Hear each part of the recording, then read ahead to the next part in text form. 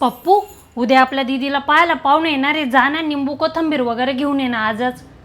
आणि ते तिथलं जाळं काढून घे आणि ते फॅन पण साफ करून दे. तर मला काय इतकी साफसफाई करते म्हणजे काय.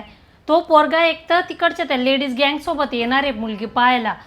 माणसं असले तर कसं असतं, ते बाहेरच्या बाहेर चालले जातात हॉलमधून.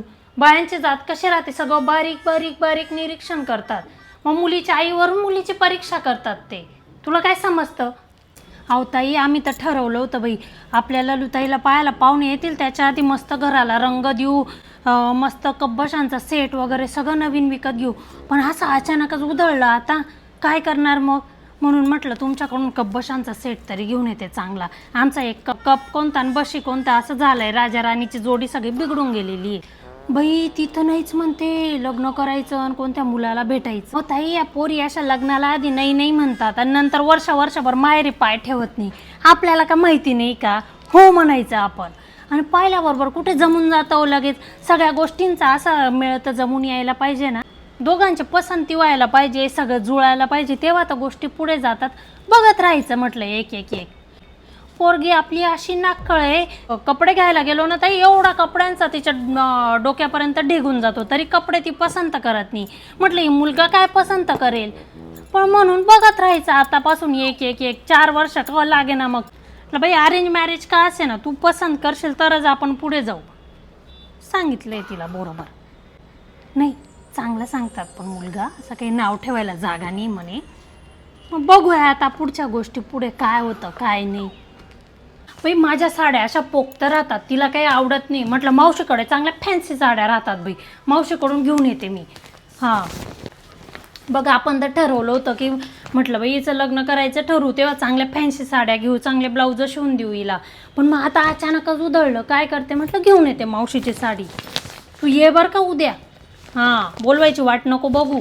आपली पण काय वुमन पॉवर पाहिजे की नाही तिथे. तो पोरगा येणार आहे लेडीज गँगसोबत. मग हां करते ती नाटकं, वाकडं तिकडं तोंड. मुलगा चांगला वाटला तर आपोआप हो म्हणेल स्वतःहून.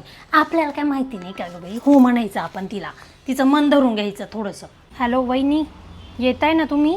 तुमच्या हाताचे बनवलेले गुलाबजामच ते आपल्याला त्यांना खाऊ घालायचे, मुलीने बनवलं असं सांगायचं आहे. मग तुम्हाला तर यावंच लागेल. आणि येऊन तुमच्या भाचीला पण थोडंसं टिकली पावडर चोपडून द्या जरा. हां आणि थोडं सांगून पण द्याल. एवढं काही जास्त हरिश्चंद्र बनण्याची गरज नाही, मी नाही बनवलं असं सगळं बोलण्याची. हा येतं तिला, पण मग आता कसं आहे मूड खराब आहे, तर मग काय आता पाहुणे पाहायला येणार आहे तेव्हा काय मुलीला आपण काम लावायचं. मग बनवून द्या तुम्ही. नाही नाही नाही लवकर या बरं. आणि तुम्ही येताना आहे ना ते काचेचे ग्लास घेऊन या पाण्याचे. पप्पूचे पप्पा म्हणे मी आमंत्रण द्यायला गेलो होतो तेव्हा त्यांनी काचेच्या ग्लासात पाणी दिलं होतं म्हणे मला. मग आपण पण काचेच्या ग्लासात पाणी देऊ. पप्पूचे पप्पा, तुम्हाला कधीपासून सांगते मी, ती ट्यूबलाईट कधी चिमिची करते, बदलवा बदलवा. तर ऐकलं नाही तुम्ही. पावडर किती पण चोपडला, आपण पोरीच्या चेहऱ्यावर उजड तर पडलं पाहिजे की नाही. पोहेच्या प्लेट्स चमचे सगळे एकसारखे आहेत ना. पप्पूचे पप्पा, तुम्ही मला नेहमी भांडे घेण्यावरून बोलतात, असं पाहुणे आले की लागतात की नाही भांडे. मग ह्या नवीन बेडशीट आणल्या आहे ना, ह्याच टाकते मी चांगल्या. सोनी, तू जाऊन रांगोळी काढून ठेवा आत्ताच वेलकमची. काचेचे ग्लास आणले का, ते ग्लास आताच धुवून ठेवते मी. नंतर पप्पूचे पप्पा, तुम्ही त्या दूरदूरचे नाते काढत नका बसू द्या मुलाशी बरं. त्या तरुण पोरांना काही इंटरेस्ट नसतो इतका नात्या बित्यामध्ये. सोनी, त्या आपल्या दीदीच्या वया काढून ठेव ग, तिचा अक्षर दाखवायला सगळ्यांना. हा सगळा किराणा भरलेला आहे, तुम्ही फक्त उद्या दूध जास्त घेऊन या. सोनी, या उरळीत पाणी ठेवून कमळाचे फुलं टाकून ठेवती, ते मी दुसरं बघते. पप्पूचे पप्पा, तुमचा ड्रेस इस्त्री करून ठेवला आहे, उद्या तो घाला बरं तुम्ही. हां मी पण काढली चांगली साडी. हां झाली सगळी तयारी, काही टेन्शन घ्यायचं काम नाही आता. दीदी, त्या पोराचा बायोडाटा नीट वाचून घे बरं तू. त्या पोराला जास्त आगाऊपणाचे प्रश्न विचारू नको.